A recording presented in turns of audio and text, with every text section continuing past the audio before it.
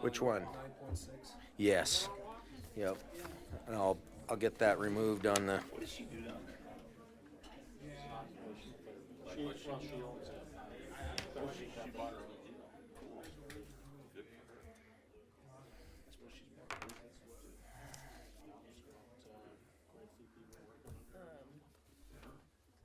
Hard to believe something goes right in. Ian came over and said there's a correction that needs to be done on this, and so I'll just pull it from the consent agenda and. 9.6. I think some of the new team is going to be looking to fill the leadership position. Okay, So, I've read your email. Yeah. all right, I'm going to call to order this second meeting in 2025, the January 21st meeting of the Sturgis City Council. I would like to start the meeting with the swearing in of our new councilor-elects from Ward 1 and Ward 3, Alex Usera and Mark Chaplin.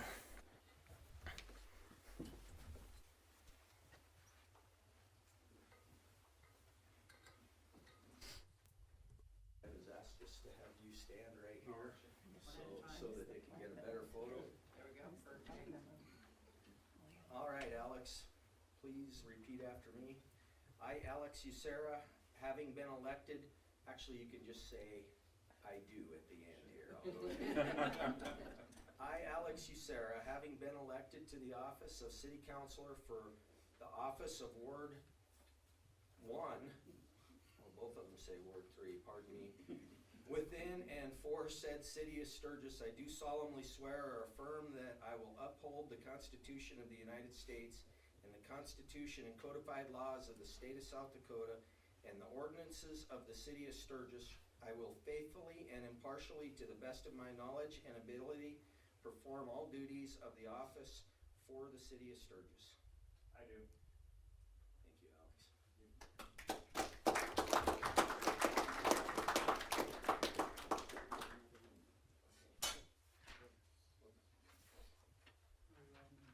I think she wants you in the same spot.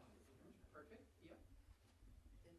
All right, all you have to do is follow the end, that way we don't have to make the pause, so. I'm Mark Chaplin, having been elected to the office of the city councilor for the office of Ward 3 within and for said city of Sturgis, do solemnly swear or affirm that I will uphold the Constitution of the United States and the Constitution and codified laws of the state of South Dakota and the ordinances of the city of Sturgis. I will faithfully and impartially, to the best of my knowledge and ability, perform all the duties of that office for the city of Sturgis. Thank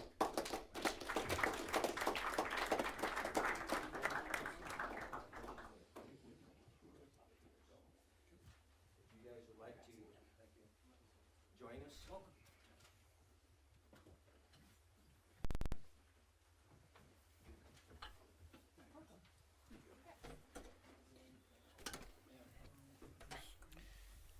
Well, we're going to make you stand back up, because let's all please join me in pledging allegiance to our flag. I pledge allegiance to the flag of the United States of America and to the republic for which it stands, one nation, under God, indivisible, with liberty and justice for all.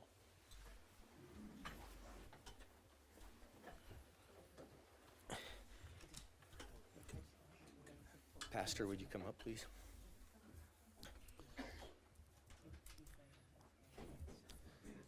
Yes.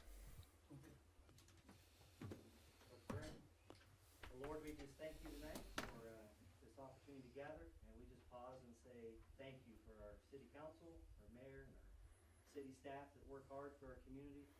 We just ask for your guidance and direction and discernment tonight as we move through this meeting, and we just thank you and love you. In Jesus' name, amen. Thank you. Mayor, that was Dusty Hess. He's the pastor of the Assembly of God Church in Sturgis. Thank you. Thank you, Dusty.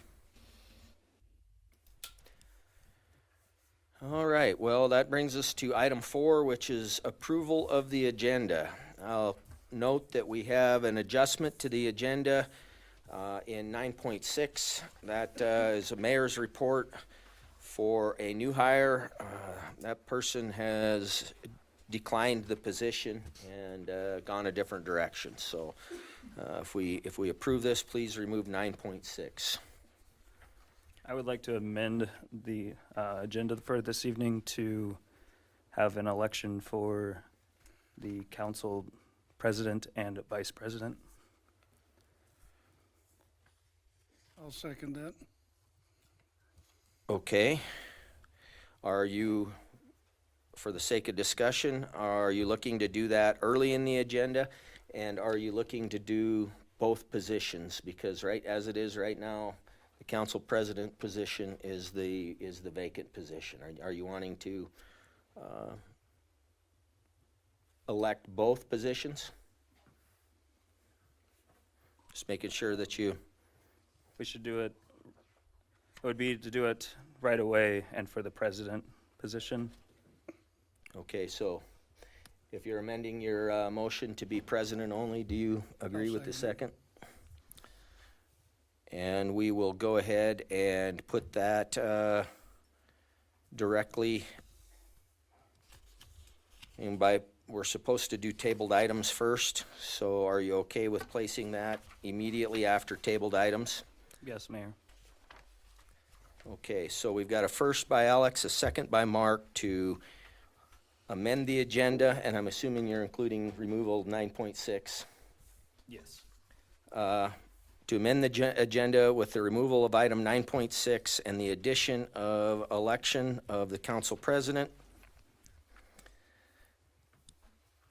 All those in favor of this motion indicate by stating yes. Well, can I ask a quick question? So Sure. Ruth will stay as vice president. We won't bump her into president, correct? That's what this is. Well, that's, the motion is for the open spot, so I guess Okay. it's open for the council to discuss. This is your decision, so. I just wanted some clarification, just to make sure.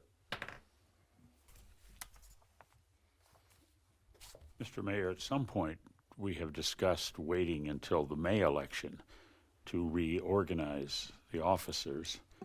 And I'm certainly not opposing Alex's, but that was one of the things that I've been considering, because could have several different, 1 and 3, for example. Tony, are you up for reelection? Yes, sir.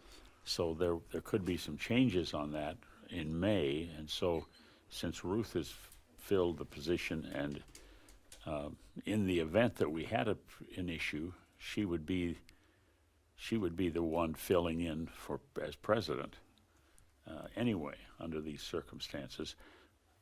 So I would be inclined to oppose this, only because I think we have discussed having this in May, because we'll have another election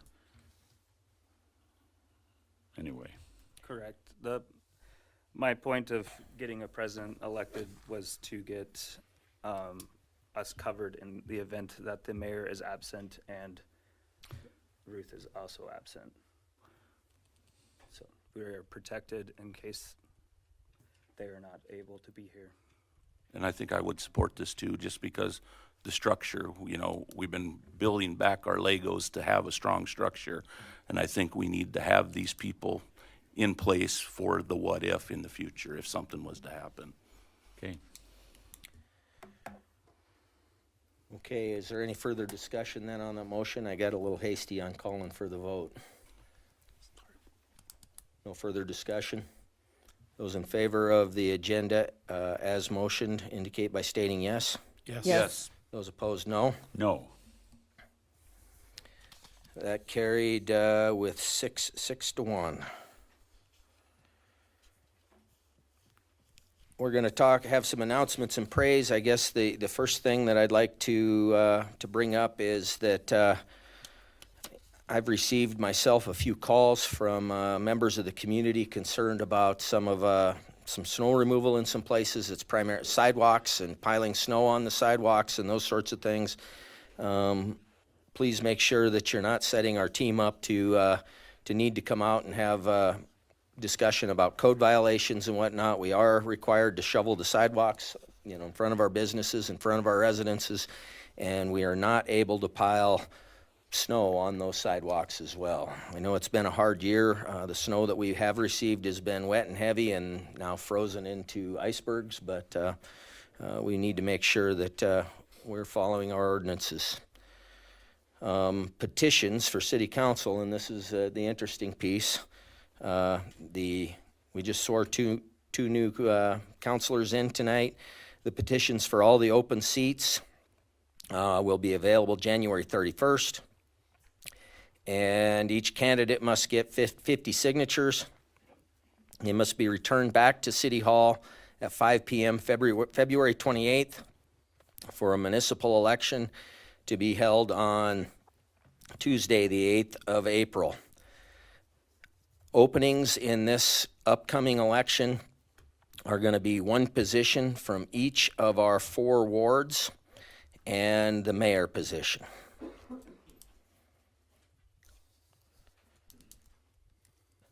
The Chamber of Commerce is holding a legislative Cracker Barrel. It's the first of 2 that they generally hold.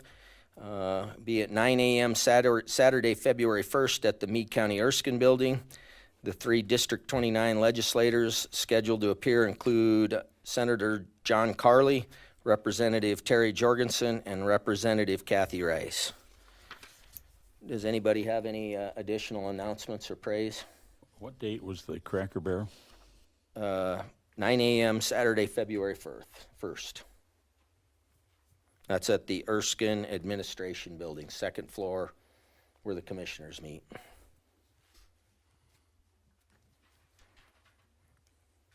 Have anything to add, anyone? How about from the public? Any announcements or praise? Okay, we're going to continue on to our department updates. This is going to be a start of an item that we hope to do consistently going forward, where we have some of our different directors and departments come in and address us. Mayor, sorry to interrupt you. You had asked about announcements and praise, but you skipped over the non-agenda. Oh, sorry, sir. Let's jump to item 6 before we get to department updates. Does anybody have any non-agenda item that they would like to discuss? Anybody from the council have something that they would like to bring up? Mr. Mayor, I've had someone approach me regarding the neighbor helping neighbor that we've been doing on the radio. If we could put volunteer names, and this also relates back to the shoveling of snow, if we have elderly people or infirm people that have difficulty doing that kind of thing, if we had on our monthly bulletin that's sent out a list of volunteers that would be available to help people, so that when these issues come up about sidewalks, I don't know if how far that stretches, but I think that the idea could certainly be included, and we'd have to gather volunteers, I would think, would be the only issue. But that was brought up as something that we could add to what we're already doing on the radio. Well, it certainly would be something we could add to the SIP. I'm not sure we want to put a list of persons' names and numbers there, but I mean, it seems reasonable to compile that ourselves and have them reach out to the to City Hall here. Does that seem, are you in line with that, Deb? And I would say, because all of us as councilmen have a number and way to reach us, by that same token, we should probably have our own list for our wards. And Mark, you and I could come up with ideas, for instance, in Ward 3, and someone calling you and I would be able to have information available. I think that would be a nice addition to what we're already doing.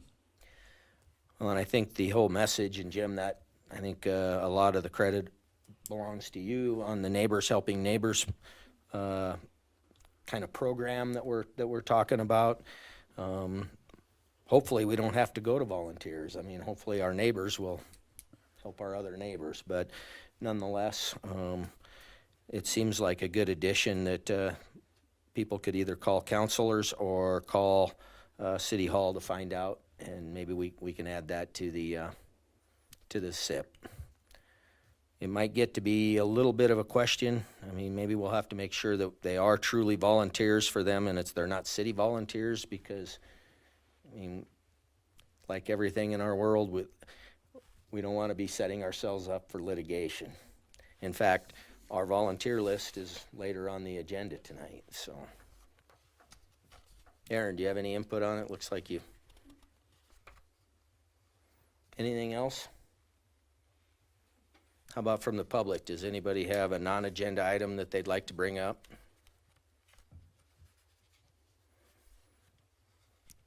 We got another good night of the future of our community, our future leaders sitting in our audience here from government class. So welcome, you guys. Looks like there's some gals there too.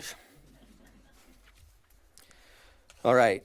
Now we'll get to department updates. Department updates is a thing that we hope to be doing more readily, more consistently, and give a chance for our various departments to openly share the statuses of what they're doing and how things are going. We're going to start tonight with Aaron Jordan, our city administrator, who's had a whole 8 solid days. Yeah, good evening, Mayor and Council. Yeah, I just completed my first week. We'll see if you let me allow for a second week. But yeah, I would tell you, it's been fantastic. I could not imagine being anywhere else doing what I'm doing right now. You know, every organization, the most important aspects of every organization is the people. And I feel really fortunate that I get to be a part of a great team. And again, I'm just one of those teams. You know, when I look at an organizational chart, you know, it typically shows, you know, the city administrator on the full-time side of it, you know, near the top, and then it goes down to your directors, department heads, and down to the people that are actually the point of service, the ones that work with the community. When I look at that organizational chart, I kind of flip it upside down. I'm kind of on the bottom of that, and I'm serving those above me. And at the end of the day, I mean, that's what we're doing as leaders and supervisors, because I'm not the one that's actually out there providing that point of service, you know, to you and the residents of Sturgis. You know, it's the sanitation, it's the streets, you know, the people in the recreational department, our police officers, you know, our ambulance and fire. They're the ones that are actually out doing that. So since at the end of the day, this is what we serve them, making sure they have the resources they have, the guidance and expectations to be able to, you know, achieve those outcomes. So again, it's awesome to be a part of that team, and I just like to highlight a couple experiences here in this first week of a couple of people that I think represent the best of us when it comes down to the city of Sturgis. You know, the first one was Karina Davis. Karina's our building inspector. Unfortunately, Karina is going to be leaving us. She accepted a position in Spearfish, not with the city. She's looking out, she's a single parent, you know, looking out for her future, you know, trying to take care of her kids and providing the best opportunity. And she's going to be sorely missed. But what I got to see last week with Karina, we had a really difficult situation towards the end of the week. And, you know, I saw a person that just really handled this situation about as good as it could possibly be. She's extremely competent. She's great with people. She's a great teammate. She's always out volunteering, helping out with all other different types of activities. And she's very pragmatic and she's very empathetic. And I got to see that in action here this last week. And she does a great job fighting to communicate. And it was just impressive to see how talented she is and how much she really does represent the best of us in providing service to our community. She'll be sorely missed. If you see Karina, please give her a big thanks, because she's been an awesome member of our team for the last 4 years or so. And again, just an impressive individual. The second one is that on Saturday, you know, as we had all that snowstorm, and you know, early that morning, I sent a text to Rick Bush, our public works director, and said, "Hey, if you got anybody out, just let me know.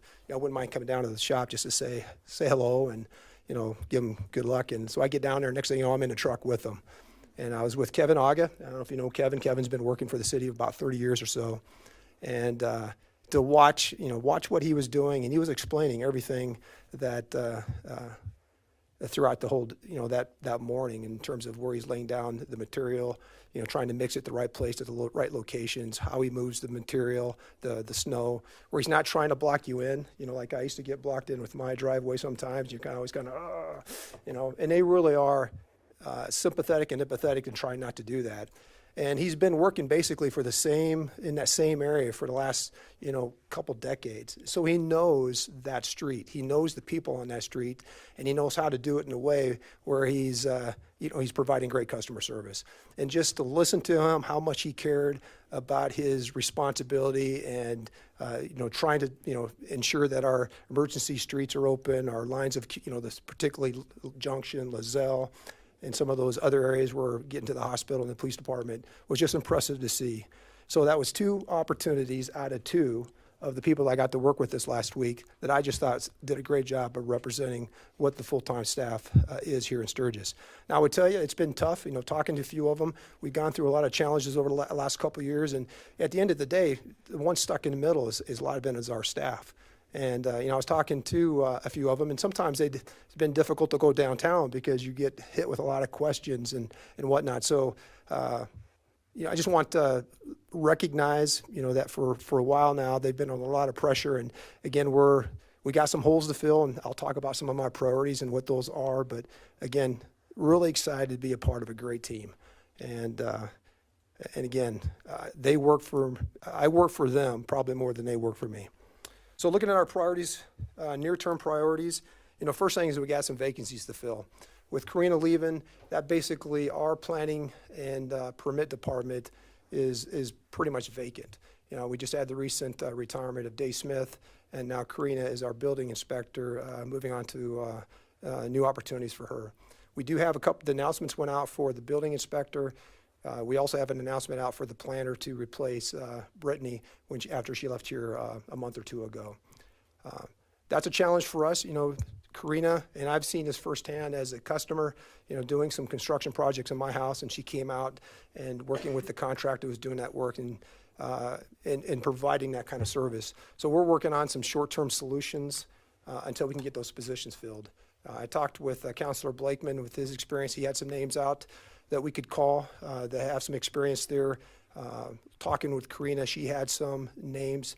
And so we've been reaching out here over the last couple of days to be able to see if we can find essentially a Band-Aid to be able a temporary solution until we get those positions filled, because that is pretty critical.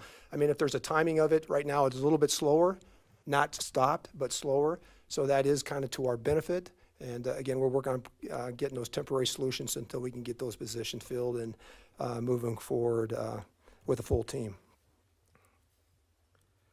Second priority is what you've been working on is that, that 24 reconciliation.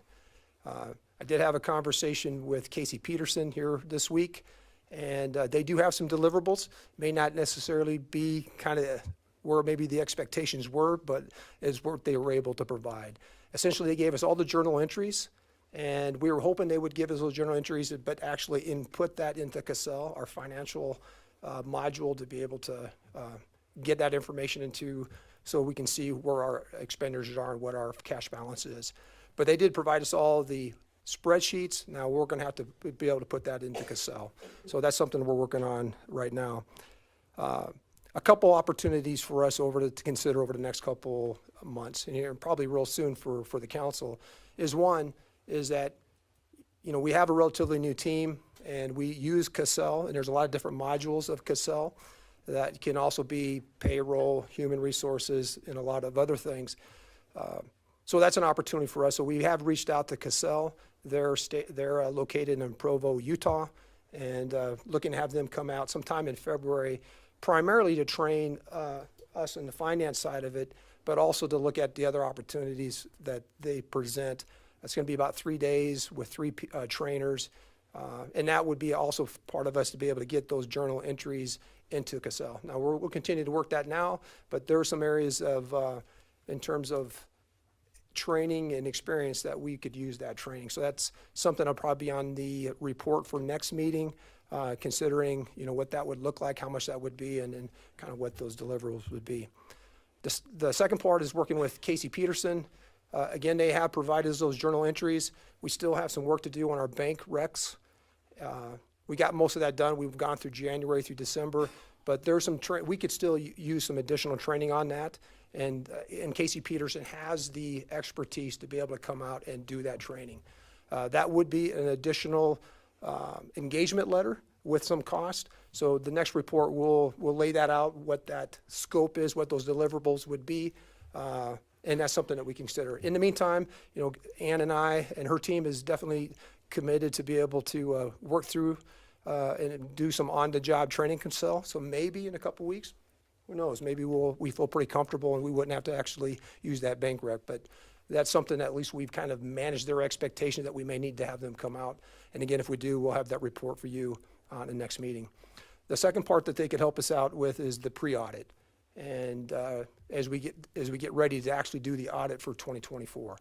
And that would be another engagement letter with another cost. Again, we'll lay that out in the report. And the cost that they gave us was kind of looking at a whole pre-audit in terms of all the things that would go into it. But if we feel comfortable in some areas, we can fine tune that into some smaller chunks, and then that would bring the price down. But again, just something to consider over the next at least week or so. I'll have a better understanding where I think we sit and what our recommendation would be to be able to do that. So again, that 2024, getting that reconciled so we all understand where we sit in a financial picture as we move into 25, we know is pretty critical. So that's one of our top priorities. Third priorities is we got the ordinance, that recodification, and the classification and compensation study.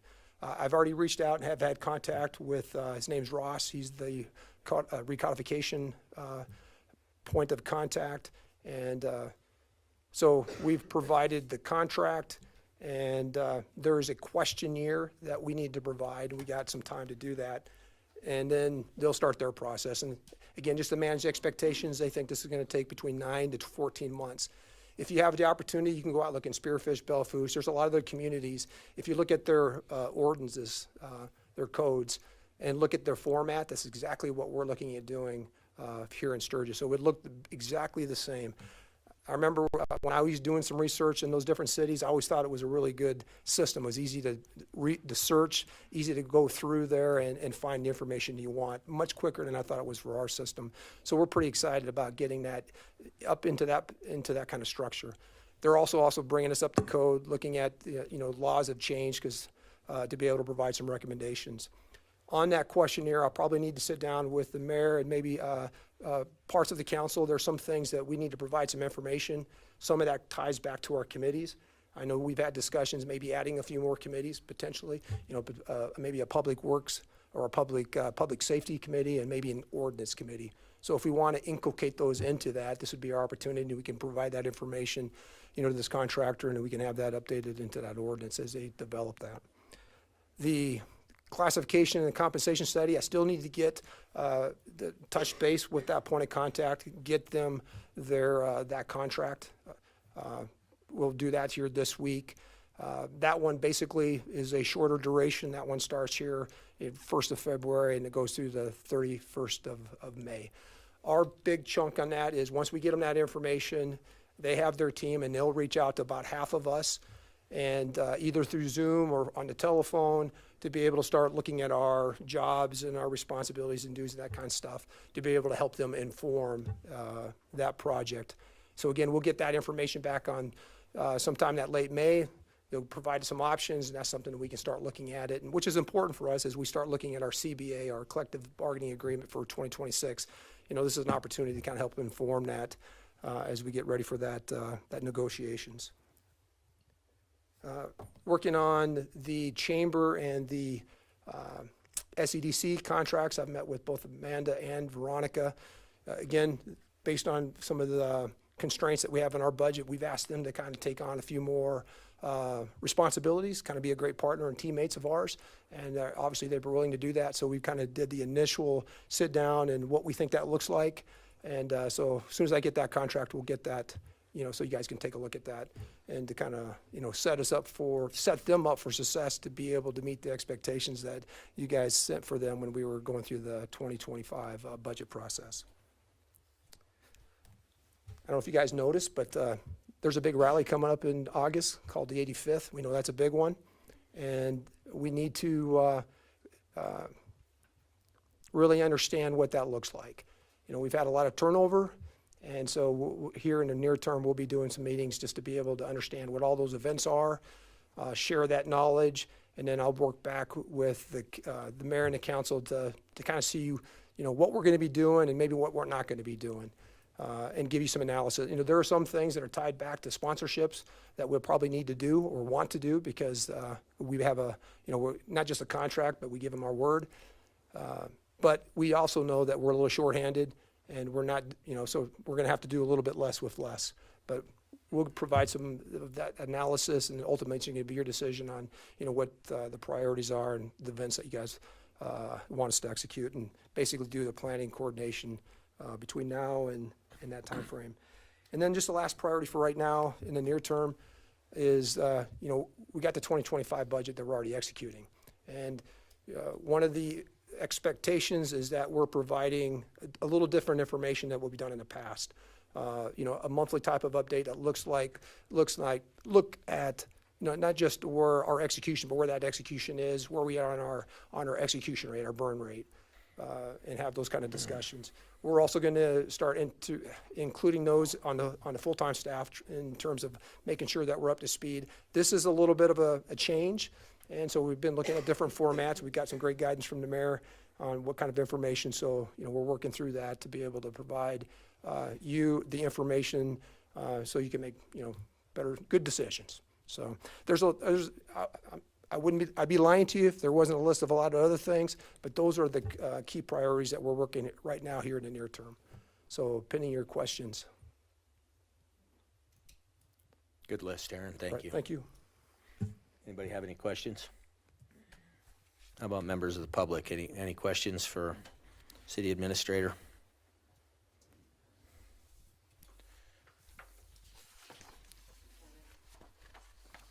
Go ahead, sir. Please come up to the microphone and state your name.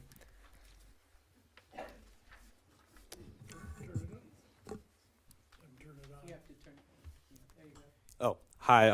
My name is Jake Krog, one of aforementioned government students. And I just need to know your name because I'm just back here taking notes. Ron, you done messed up. No, Aaron Jordan. Aaron Jordan? Yep. Thank you, sir.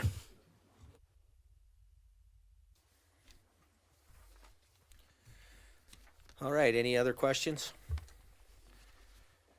All right, hearing none, we will proceed to agenda items that were tabled from, what was the date in October? My computer went to sleep on me here. October 7th.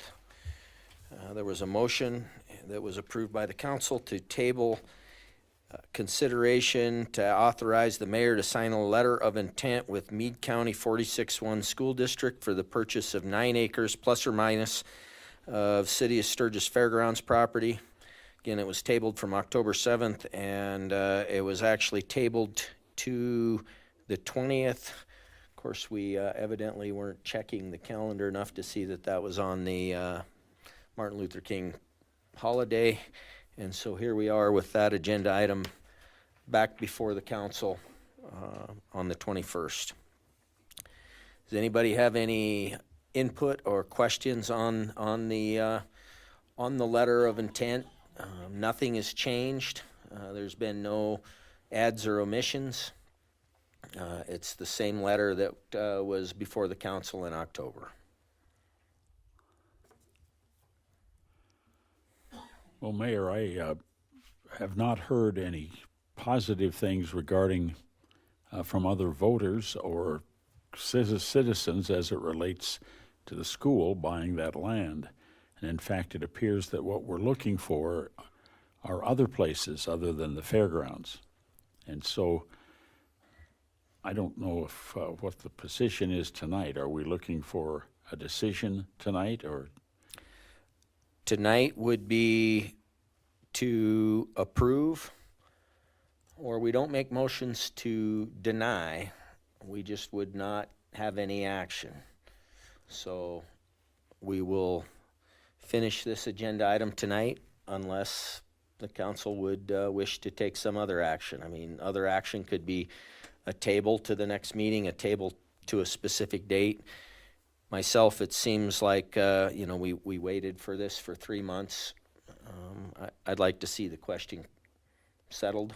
I mean, we have members of the school district here that we're bringing forward. I would like to add to your statement, Jim, though, you know, the school district, their school board, the superintendent, the rest of their leadership will be, you know, if we decide to not proceed with this, you know, they will be deciding what their next moves are. I mean, we don't have any input on that.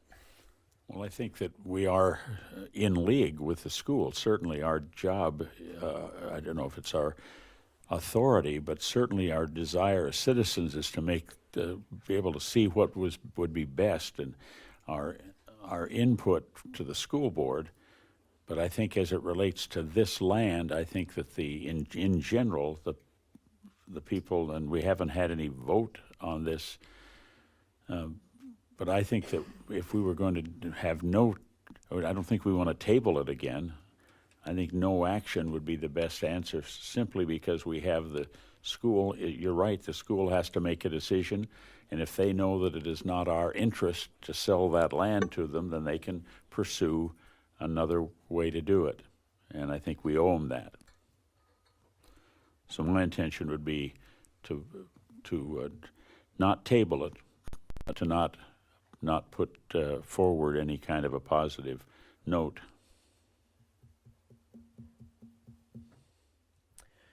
Wayne, do you have anything you'd like to say? Wayne Wormstead, our school superintendent. So Wayne Wormstead, Superintendent representing Mead School District 46-1. Yes, we would like actually a decision, which would be bring a motion to either pass or not. So we have a stance on that. It doesn't hang out for the public either way. I will say that while there's concerns about traffic with it twice a day, looking at what takes place, I do believe with a good plan it would be manageable. Second thing is I think there's huge potential for that space for long-term development within our community. If I were to sit here and look what the community needs, it'd be a preschool through first grade there with a daycare attached for community use, and then another spaces for gymnasium and outdoor activities that our youth need beyond just school, because our buildings alone are being constantly used. So not saying that you'd agree with me on that thing, but I think that those are things that are facing our community, is usable daycare and space for youth for that. And we want to be partners in that in the future. But we need to be moving forward and figuring out what our long-term plans are. And that space would fit that. That's why we targeted it. So I worked with you for about 18 months, and now we just need a decision to move forward or what's going to take place. Questions? Someone asked about the old Erskine School and the fact that there are, to the west of that, a lot of those homes have been moved. Is there space there? I haven't driven it, so I will leave it to you, but that was a caller brought that to my attention, that would there be room there? West of Erskine. Right. That would be behind the courthouse. Yeah, that's 9+ acres is what we're sort of looking for this. I don't think there's enough space there for us to purchase those properties or reasonable price in which we could get those for. If I have my geography correct, which I think it is.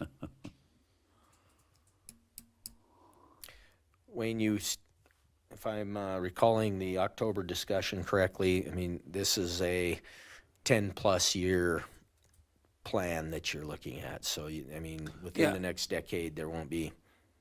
Well, we're always constantly looking further in the future than just we need to build a building and find a place immediately. We're looking long-term, then what's the best use for that? Because realistically, we're looking at a K-1, a preschool through first grade, or probably a 3, 4, 5, which would take pressure off the buildings that we currently have and create that space, and also able to use those spaces differently, maybe leave a building and move things around so we'd have less older facilities to take care of. So all that matters is what piece of property we get, what's it usable for, how's that fit into there. Another thing we're looking for is inside the city limits, because currently right now we do not want to build on a site where we have to add bus routes at $60,000 to $70,000 a piece, because that means I have to reduce student services in a different area for every bus route I add, because it doesn't grow extra money just because we add expenses. So, as you know that, so those are the things that we're really looking at is how can we be inside the city limits to ensure that we don't have to add busing for elementary kids and things like that. Concerns we have.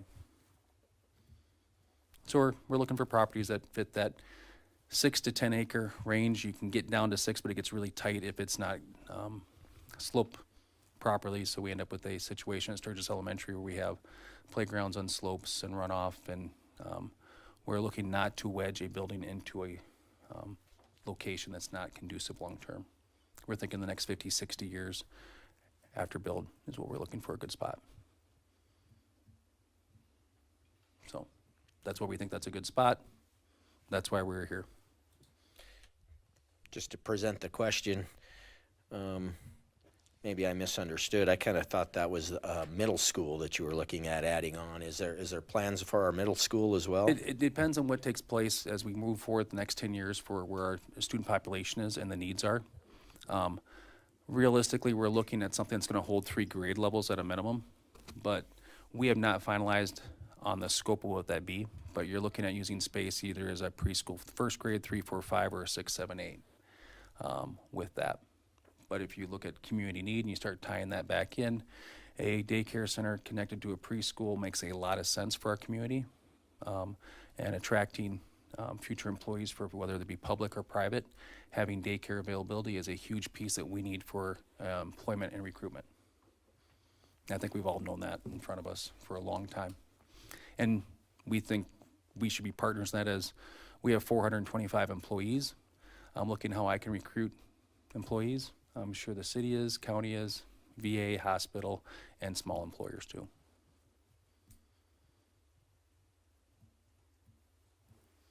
So, yes, we'd like to know what the next steps are for us also. We don't want to, that.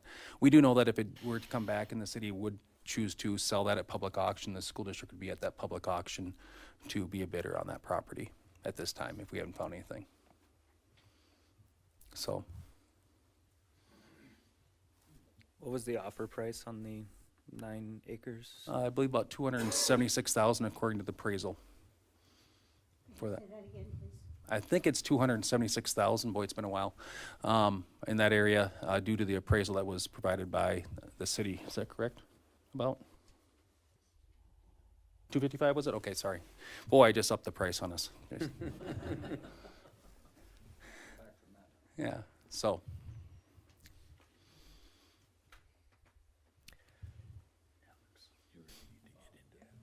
You know, the question I would have to the council is, if you do choose not to do this, what is the long-term plan? At what point do you continue to sit with the property with no plan and no action on it?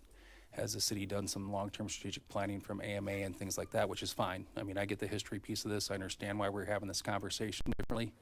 But what is the long-term vision for that if that doesn't happen? Wayne, I think I can maybe answer some of that. Obviously, this is a council decision, but you know, the long-term vision would probably be more solidified through our comprehensive plan. Our current plan did not take a deep dive into that property. Of course, that was nearly 20 years ago, I think, if I remember the exact date that it was ratified, and it was a 30-year plan. So we're coming to the end of it. We do have the intention of generating a new comp plan. In fact, earlier in the meeting, Administrator Jordan mentioned, you know, leveraging some opportunities with SEDC to do some of the data analysis and some of the compiling of different things and some surveys and whatnot to, you know, to help us bring those together. But the actual work of a comp plan would be done, you know, in public with multiple public meetings and, you know, exceptional level of public input. Been part of those before. I don't know the history of the property that well because I've been here 3 years in Sturgis and love it here. The question is, when's the last time there was an activity that was held there beyond, which we appreciate, line up for the parade? I don't know the answer to that. I was asked that just today. We shot the fireworks from there last 4th of July. Okay. But major event that's not for quite a while. Right off, I can't recall the actual event that was held there, but it's pretty major in our community with our fireworks. No, I get I'm that. not saying No. that's a selling point, but Yeah, that, motorcycle or something. I was asked the question today by a staff member, and I said, I honestly don't know, and if I get a chance, I'll ask the question. So, I asked. I will say that if this were to not pass or not go forward, we need to do something. I mean, ideally, it'd be great to see it brought back and used, right? That's easier said than done. With the financials involved, I think it's probably something that could be done, but it would have to be a priority by this council over the course of, you're not going to do everything in a year. Might be over the course of 5 years or 10 years, whatever it is. If this doesn't go forward, we need to really look at making it something. I don't want to see it sit unused, vacant, in disrepair any more than it already is. Mr. Mayor, do you mind if I speak on this? You know, I think the opportunity, and again, it really depends on what your decision is tonight. If we go forward with the school, having that for, you know, future development for K through first grade or whatever that may be. If the decision is not, I think the opportunity we have here, and kind of piggyback on what the mayor was talking about, is that this is a good question for the community to get to be involved in. And as we go through our strategic planning, that comprehensive planning, you know, obviously we're looking at where we're at right now. What do we think is good about it? What we don't think is not good about it? And we're looking at what those opportunities are going to be and what we want to be, what our vision is for our future, and what our objectives and goals and that we want to achieve in that next 10, 20, 30 years. One of the key questions is the fairgrounds. I mean, this has been a topic of conversation for quite some time. Do we turn it into athletic field, a field house? Do we go back to its historical roots from at least when it started being used as a racing venue for the rally and maybe through the summer? Is it going to be something else? I think this is great for us to be able to build some consensus with the city of Sturgis on what that use is going to be. Because if we don't get that consensus, I think we're always going to have some challenges here. And I think we're never going to get 100%, but it's about trying to get the majority of the people to build some consensus on what that vision is. I don't think anybody's interested in having that property stay in a certain status quo as it is right now. But the challenge is that there's a lot of different ideas on what that looks like. And I think it's an opportunity for us to kind of figure out what all those opportunities may be, look at the feasibility of what those options are, how much it would cost, how much value it provides to quality of life, to economic development, and all those different other criteria. But again, I think the key thing for us, the more we get buy-in from the community on that, the better we're going to be able to have a successful outcome. I would agree with you. Whatever happens, what we decide tonight is that it needs to, just based off of the feedback I've gotten from the public and the conversations that I've had and all the people who came out to the last time this came before council back in October, the public has to have be a critical and a major component of the conversation about what happens with it. And so based off of that and all the emails I've gotten today and over the past couple of days and the phone calls that I've had about maintaining the history of the property and considering the situation the city's in financially right now and concerns over selling off property, I have nothing against the school, but I would be inclined to not move forward with selling this property to the school tonight. And we understand that you're going to make a decision in respect of all the hard work you do. I work with a 9-member board and been doing this for 25 plus years. So totally understand that not everything happens the way one group wants it. So that's fine. So I appreciate you guys considering this. We'll be at the table in the future. Also, the district just passed, starting a process for strategic planning as a district. So we'll actually be doing this spring also. So when we look at timing between us and everything we send out, we're looking at a lot of information that we're trying to engage our community with across the entire district. 30,000 people. So obviously having good schools is a foundation element to a good community. Mm-hmm. You had mentioned that this may not be for a decade, 10 years.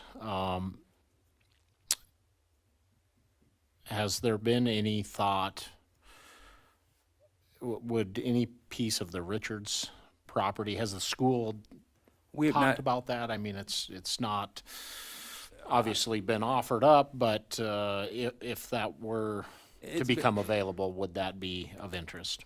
it's been mentioned, we really need to, once again, look at the property for what it would be able to be used as beyond,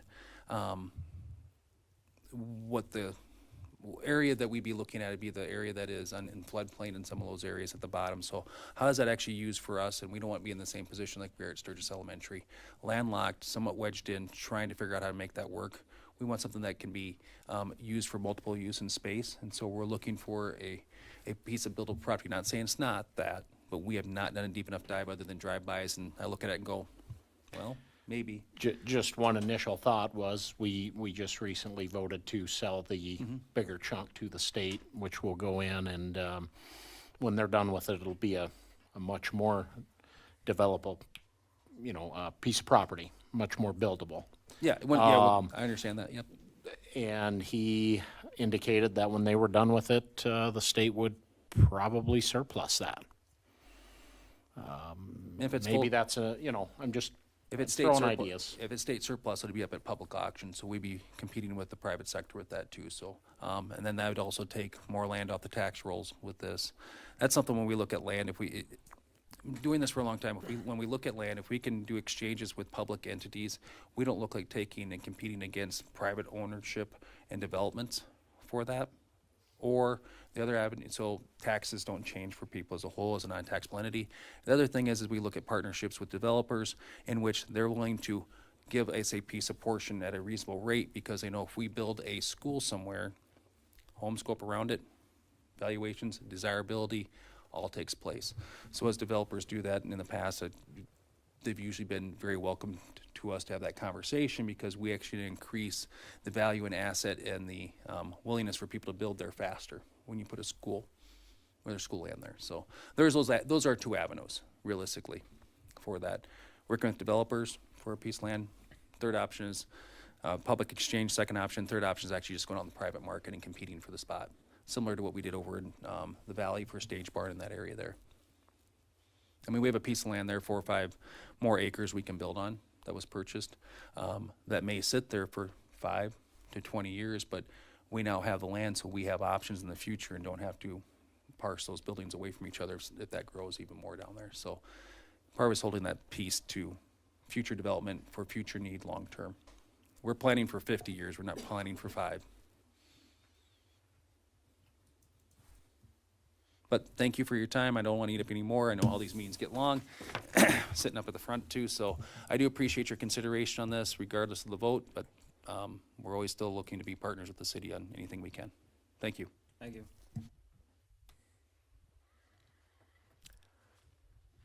I have not received any good feedback about selling that land to the school district at this time.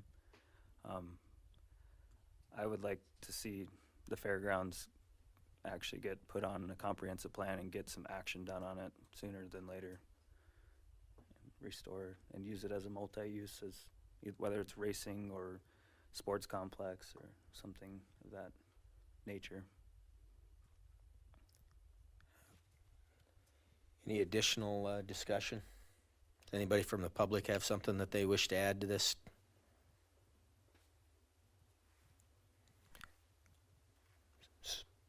Someone willing to make a motion? I think Bonnie. Oh, had a Bonnie comment. had a. Bonnie, we need to move you over so the chair isn't in the way there, so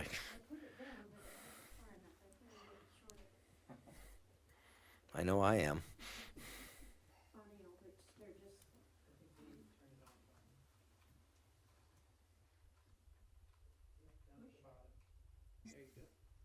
Okay, it doesn't stay on, huh? It does. You shut it off, I think. Oh, okay. At any rate, I guess I stand with Ruth in that I think we've got too much going on right now to make this kind of a commitment on this piece of property. There are multiple possibilities, and I think we need to wait. And I certainly understand the pressure from the school system.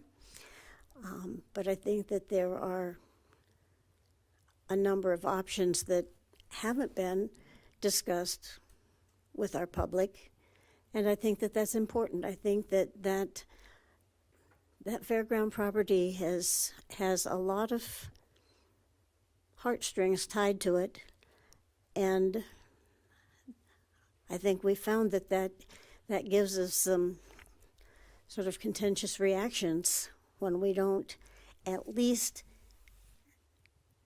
get the possibilities on the table and the opinions on the table. And I think we've had so much else going on lately that this hasn't been a priority to do that. I think it's really important that we go to the community, that we go not only to people who have children in school, but people who don't have children in school, have long-term vested interest in this community. I think that we need this bread a whole lot more than we have been able to under the circumstances. So I stand with Ruth on this. I think it's premature. I understand that the school district wants to make its decisions long-term, but I don't think we're ready to participate in that. I think we've had too much upheaval and bent this way and that way and the next way, and that ground has always had contention tied to it, and I think we need to be careful before we move on without diffusing that and getting the balance of public opinion. Thank you. Thank you. Anything else from anybody?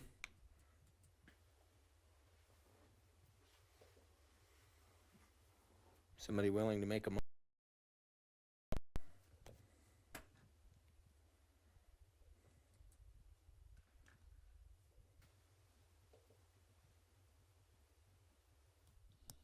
Let me ask, the motion you're seeking, if you're not doing a denial, what is it that we're voting on then? That we not participate so that Wayne has something to go back to his board with? Suggest something? Please. A motion to approve the sale and then you vote either up or down is the best way to clean up this letter of intent. And if it then therefore dies, it just done. Don't make it fancy, just yes or no, a motion in affirmative, and then if it's enough no's to pass, it doesn't pass. If it does pass, it does pass. Simple. Thank you, Wayne. Yep. I agree with that statement. A motion to approve. I would make the motion to approve so that we have a vote. I'd second that. And I think we should do a roll call vote on this. All right. We've had a first by Jim, a second by Tony to approve the letter of intent with Mead 46-1 and a request for a roll call vote. Is there any further discussion? All right, we'll start with Tony. No. Jesse? No. Mark? Ruth? No. Alex? No. Jim? No. Nick? No. That was unanimous in denying that motion. Continuing on to the mayor's report. Our list of items on that includes our annual listing of volunteers. Did you want to do the leadership? Oh, yeah. Sorry, we added to the agenda the selection of the council president. Let's talk very quickly about process on that. This was brought up to me by a few of the counselors and a few of the well, at least both of you of the newly elected to talk about this. So I did the research.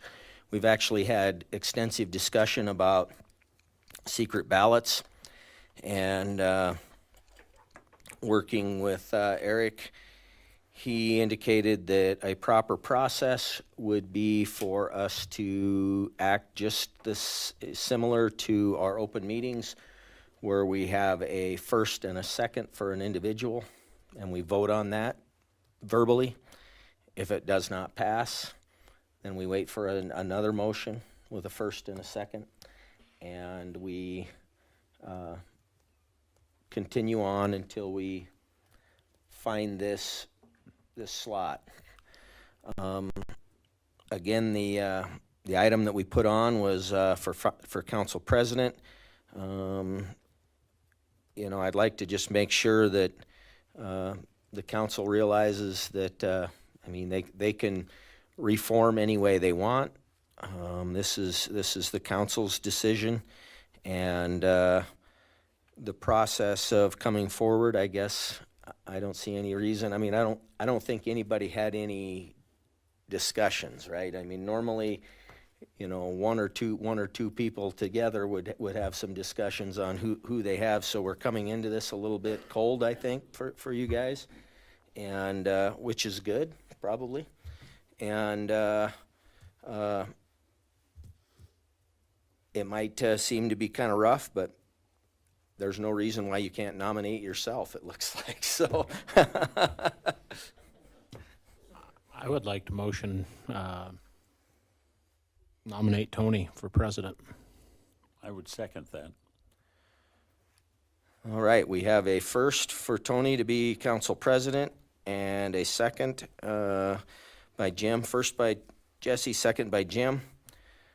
We're going to go ahead and vote on that. I don't think there needs to be any discussion following this. So all those in favor of Tony for council president indicate by stating yes. Yes. Yes. And those opposed to that motion, no. Well, that motion carried unanimously. I thought maybe I should have roll called that, but all right. Well, thank you, Tony. Yeah, no problem.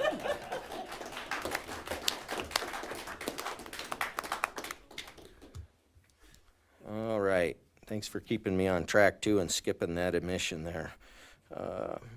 Mayor's report.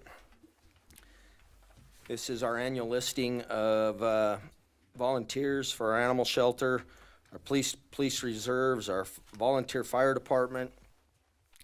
A lot of our volunteer fire department volunteers are listed for workman's comp reasons, and you know, that's how we protect those people as best as we can that are trying to protect us. We've got a few other boards and commissions that we include on this,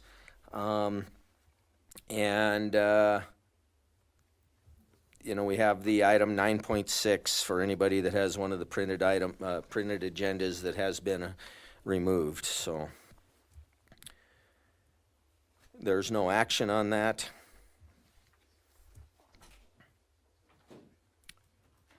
We're going to consider the consent agenda. All of our new counselors are well experienced, but we'll just go ahead and say that you know, we consider the consent agenda as a lump sum, so items 10.1 through 10.4, unless some member of the council or the public wishes to remove them. Mr. Mayor? You know, on 9.1, does require council action to, yeah, because 9.1 is essentially just saying that to ensure that our volunteers are covered by city workman's comp and liability policies, that 9.2 through 9.5 would have to be approved by the council, you know, to. Is that an insurance requirement? That's correct. In the minute? Yeah, so we don't need any action on that. Okay. Yeah, will we? Stand corrected. Thank you. Back to the consent agenda. Items 10.1 through 10.4, is there any desire by someone on the council to remove any of those four items for separate consideration? I need to remove 10.4 for correction. Okay, 10.4. Anybody else? How about members of the public? Is there any item in the consent agenda they wish to have considered separately? Okay. Hearing nothing, I would entertain a motion for items 10.1 through 10.3 of the consent agenda. Motion to approve 10.1 through 10.3. First by Alex, I'll second. second by Mark. Those in favor of 10.1 through 10.3 indicate by stating yes. Yes. Those opposed, no. 10.4, Ruth, you had that removed. What correction do we need to make? 10.4, the Lydia does not have her, what is that? Her rate, her rate, words, wage listed, which should be $27.81. Okay, we're actually making some corrections on errors that was for a resolution from last round. Is there any other adjustments to that we need to talk about?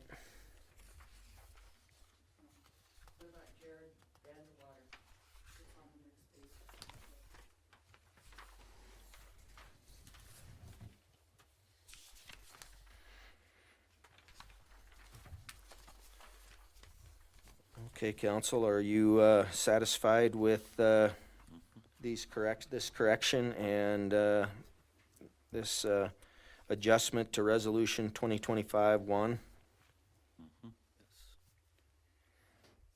Somebody willing to make a motion to that? I'll motion to approve 10.4 with the change of adding the wage of $27.81 for Lydia. I'll second it.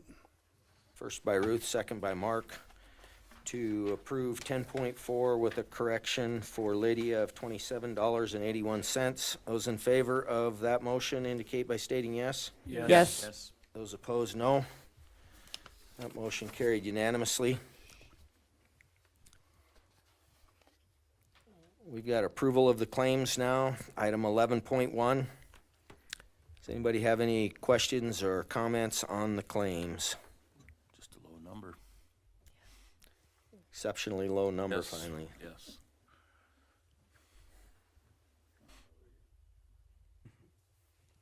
Anybody from the public have questions on the claims?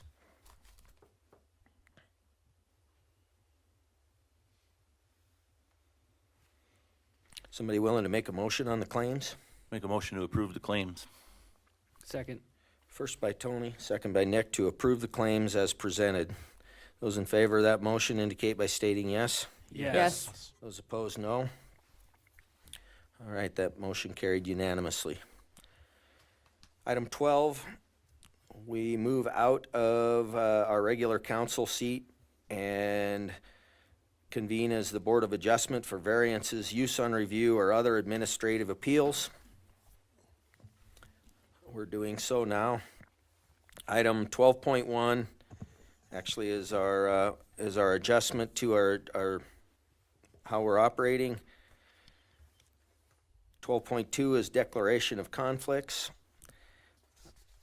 Are any of the councilors conflicted with any of the items that are on this agenda here? No. Okay, so we'll continue to 12.3, which is consideration to approve a conditional use permit to operate a gunsmithing business in a residential neighborhood at 743 Marshall Street. Rick, you're going to give us a report? Yes, thank you, Mayor, members of the council. Up for consideration tonight is a use on review of 743 Marshall Street. Chad Packlin, the resident, wishes to run a Cerakote business and a light gunsmithing business out of the home. The home is owned by Kay Grand, who has given Chad the permission to operate this from that residence. 17 landowner permission forms were sent out, and the property was posted as required by the ordinance on October 25th, 2024. This is an allowable use for a use on review for medium density residential.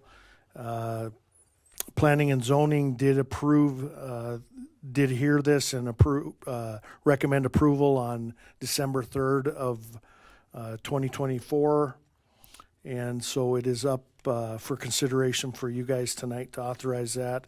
And I would be happy to answer any questions that I may. Rick, a quick question. You said the survey letters were sent out. How many of those were returned? That is unknown, and I went back and was not able to find a file on this. I went back and watched the planning and zoning meeting on that, and that information was not available at that time. The Director Smith did not have that information. He indicated he did not know where those letters or if any of them were sent back, that 17 had been sent out, but we were not in receipt of any of them back. Our normal operation for letters that aren't returned is to An approval. an approval. So that's what we would have to consider, that all 17 of them were an approval.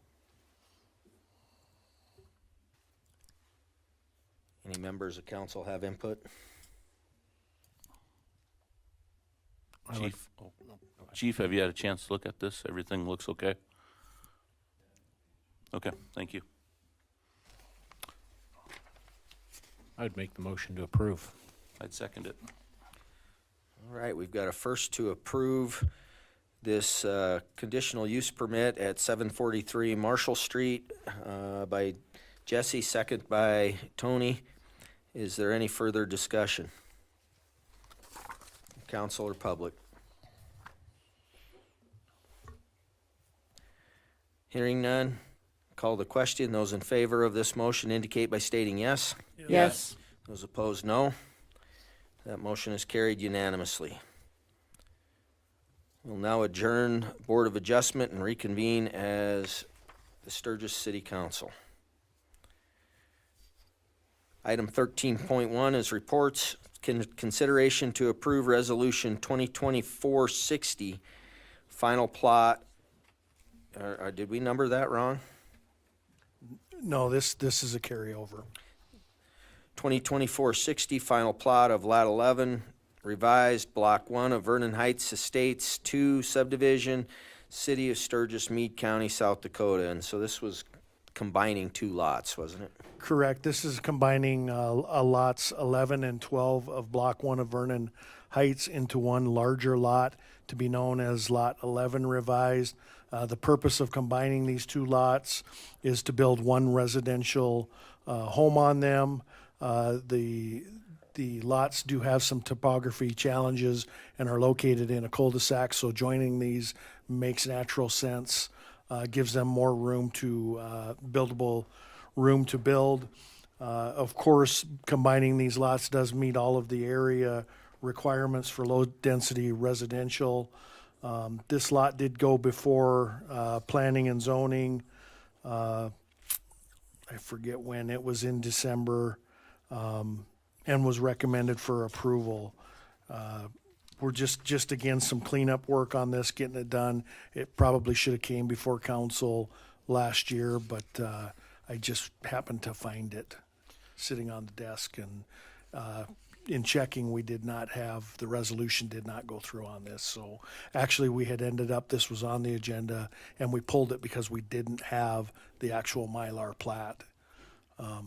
So this was on a previous council agenda and had been removed. Yeah, I remember that now. Rick, yes. when we do these, correct me if I'm wrong, they're required to abandon one of the water and sewer taps, correct? Thank you, Jesse. Yes, good for bringing that up. As you'll see on the staff report, each one of these lots, when it was built out, did have individual service lines, water and sewer stubbed out. They will have the option, and the owners know they can either abandon them at the main, or they would have to pay for both accounts.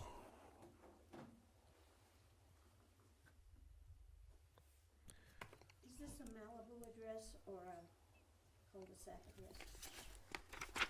Bel Air Circle address. There is no access off of Malibu for these lots.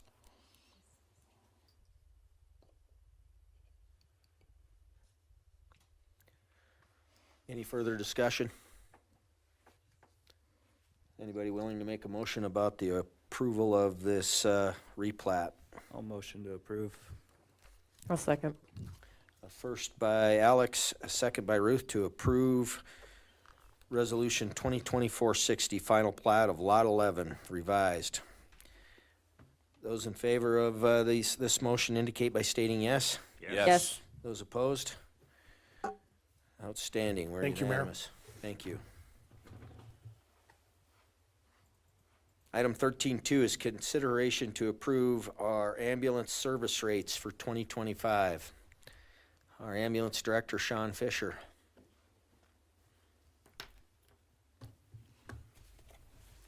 Good evening, Mayor and Council. We, as a ambulance service, need to have our rates posted in the public record. I'm looking at, we have not raised them for going on 2 to 3 years. And so I have put a little bit of a raise in this. This does not mean we're going to collect any more from Medicaid, Medicare, the insurance companies. I attended a 3-hour meeting today with Medicare on what they found from the Medicare cost reporting they did for the first 2 years. The results were released last week. Ambulance services across the United States are losing $700 per response as it stands right now. So I feel that if we raise our amounts a little bit, there are insurance companies that do pay higher, and we're leaving money on the table, you would say, right now by not charging the higher amounts. But you are also charging these people that have self-pays these amounts. So talking to Rapid City, Spearfish, and Deadwood, we are right at the top, us and Rapid, for our charges. But for sustainability of ambulance services, not having to increase taxes for our taxpayers and stuff, the ambulance service has to figure out how to bring more money in. And we've done that like through our contracts with the jail, through our contracts with the hospital. And I feel like our fundraising. So I would propose that we raise them to these amounts. As you see here, we are paying $800 right now for non-emergency. I said $1,100. No matter what, Medicare and Medicaid are only going to pay $200. So, and this is only on transports. We cannot bill insurance for non-transports as it stands right now. There is a bill in Washington that we're trying to fight for to get it so insurance companies will pay for non-transports. But as it stands right now, they will not. The other thing is that's been very controversial is the lift assist. We get called numerous times. I don't know how many of you get the pages, but we get called numerous times a night for lift assist. These people are not transported. Insurance will not pay. So we're charging them $250, and I can tell you I've been chewed out more than once about this should be a public service that we do. Which, I mean, yes, we are a public service, but we also have to pay our crew to be there. We have to pay for fuel in those ambulances. We have to pay the tires and everything else. So, Yeah, we have a cost to roll the ambulance. I think it was shared at some point in a previous discussion. I'm not recalling correctly, but wasn't it somewhere around $15 a mile to move the ambulance? yeah. And you're only paid even when you do transport your loaded miles. Mm-hmm. So, I mean, when we go to Rapid, we get paid the 30 miles to Rapid, and we come home empty. You know, to circle around to a comment you made, Sean, about ambulance service in Sturgis, the ambulance service is an enterprise fund. So what that means is it's ran as a separate business. It's not tied directly to our general fund. And we have the, well, I'll use the term loosely, the expectation that that it can self-sustain. And, you know, we struggle with that because we get low reimbursement. We got a lot of people that don't pay us. We do some things. We had heavy discussion during the budget about it. You know, you've worked hard to try and gather new funding sources. We just approved at our last meeting a new contract with Meade County that has our ambulance not just doing our inmate medical, but they're doing blood draws and things like that. So I appreciate you working to try and keep this viable and moving forward for us. And we do have a bill in front of our legislature right now to make ambulance services essential. it is being fought by everyone because of the increase that people are going to have to, counties and cities would have to give some. But right now you have 300 and some cities or towns within South Dakota. I think it's 328, and you have 126 ambulance services. I understand people's frustrations with, being charged for things like the lift assist, and it'd be great if we could offer these services free of charge, but the reality of it, that is not reality. I mean, as the mayor said, we've got costs, and I mean, it's never a good conversation to charge more, but it's the reality that we live in. Yes, it is. And there is another bill in front of Congress in Washington that our South Dakota EMS, or our South Dakota Ambulance Association, who I'm also secretary for, we have hired a PWW there, Pageburg, Wolfberg, and Worth, to fight for South Dakota to get this through also, meaning that insurance companies such as Blue Cross Blue Shield, Avera, Sanford, there's 7 of them, that they would have to pay 80% of what your charges are that are within public record. So if we can get that through, that would be huge for us. And it would help ambulance services everywhere. But Sean, for tonight, we're just talking about the prices. Right. I'm continually amazed that we're not an essential service. And I can understand tax and all that other, but part of me says tomorrow we're going to absolutely put out of business every ambulance service in South Dakota, and when you call, there'll be nobody there, and then you'll pay for the whatever the situation is. But that, I mean, it's hard for us to do that, and yet I can't imagine people who have been elected to an office where they're making those decisions, like Washington and Pierre, is actually voting no. It might not be politically expedient, but this information, you and I have had this conversation, is just frustrating. Why do we even vote? I mean, if we're not going to get paid these things, we just as well say there's no cost. I guess the only way is to continue to work in Pierre and in Washington. And that's what they honestly said at the end of our presentation today. They said that Medicare, the government is not going to change the rates unless we all start pushing it. This Medicare cost reporting that went through, it's not going to do anything until we, as ambulance services and stuff, push it and we have the backing. I believe I can't tell you now, and I feel so bad. I believe it's House Bill 1043 is the one to make ambulance services essential. In South Dakota. Yep. And Eric Emery is the one that I talk to just about every day on it. So he's going to let me know when it's up at committee. And I'll go down, I'll take vacation or whatever I need to, but I'm going to go. And so I believe we need to have a list of people who vote against it, and that needs to be made public so that there's an answer when they get home as to why didn't you support ambulance service for our community. I don't know if you guys got the email, I think it was on Friday. South Dakota Municipal League sent out that they're opposing it. Say that again, please. That the South Dakota Municipal League is opposing it. I mean, there is no backing because everyone expects us to be there. So why start paying for something you've never had to pay for? It bridges off of our topic a bit about the rates, but I'm sure that some of our legislators have it in their minds that we have a tool of forming fire and ambulance districts and creating secondary taxing entities out of that in order to fund these. But they're not popular, and they're not easy to get processed through. So another one of the rates I wanted to talk to you about is our standby per hour. We are the highest one in the area. But also, there isn't a lot of ambulance services that have individuals that will do it. We are doing standby at Black Hills Stock Show for all the events at the event center.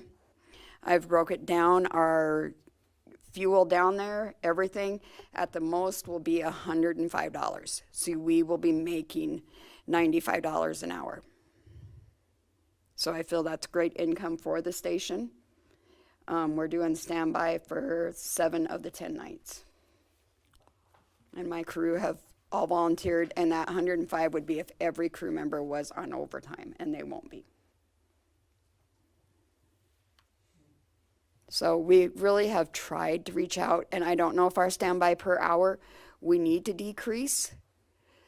You know, it's to get like some of our local standby that is going out of town. And I don't know if that's something we need to look at. Or I feel, honestly, in my opinion, I feel the $200 is fine. I feel that you're taking an ambulance away from the community, you're taking personnel. So in my opinion, $200 is not bad. Because we're putting splints on people, we're using equipment and supplies. But I just wanted you to be aware of that because it has been brought up from organizations in town that that's a pretty steep rate. Rapid City charges $150. Spearfish, I believe, charges $110. Well, up for consideration tonight is the proposed fees. I agree, sometimes those things get tough in running small events. But tonight's consideration for the council is setting the 2025 charge rates for the ambulance service. Does anybody have any questions about what Sean's presented here? I'd just ask the lift assist, if that's not being used, that's not being charged, or is it just included in the charges for everyone? No, it is only if we go and lift someone up. Okay. So. BLS is basic life support, means it's an EMT basic. They do not perform a 12 lead, which can show if you're having a heart attack. They are not able to give meds in those things. ALS is advanced life support. If we start an IV, we give you some meds. ALS 2 is if we give you 2 complete meds, start an IO, which is instead of an IV, we put a needle into your bone, your IO interosseous. SCT is specialty care transport. That is only if I send a critical care paramedic on a transfer to rapid is the only time we can charge that if somebody's on a ventilator. And that currently we have 5, I believe, including myself, critical care paramedics. Otherwise, the rest are paramedics, and so we cannot charge the SCT. I believe this last year when I looked, we had 4 times we were able to charge it. But it is something you need because if I go or Holly goes, we're using quite a bit of equipment and medication. The intercept, if anybody's questioning that, that's if Newell calls or someone calls and we need to do an intercept with them that they need a paramedic. We cannot charge the patient that we're intercepting with. We get in their ambulance, we use their equipment except for meds, so then we just charge Butte County $200. Could we add a local standby to maybe entice more of our local people? And then if you go out of town, do the $200 an hour? That's fine. And we do not get paid for all standbys. And that's something we talked about during budget, is we don't charge like the school and stuff. Football games and. Yep.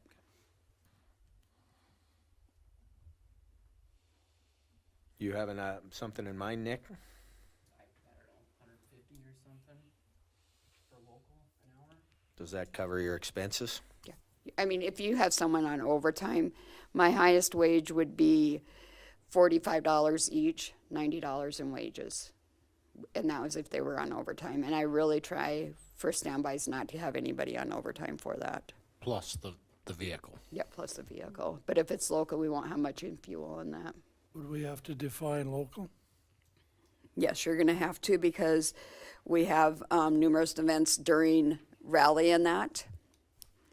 And like right now, I just am working with someone for Buffalo Chip, and it's a very large one. I believe that they're gonna sign the contract for $7,200 for 2 days. For a total, I think it's 12 hours one day and 8 hours the other day or something. If we did that, to me, local is within the city. Yeah. The hard definition would be city limits. Yeah, city limits. That would make it easy. Yeah. Makes sense.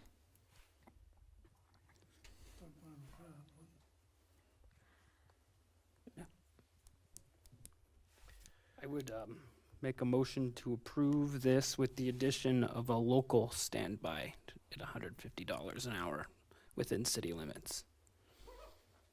Okay, we've got a first to approve the charges as presented with the addition of a local standby in city limits, $150 an hour.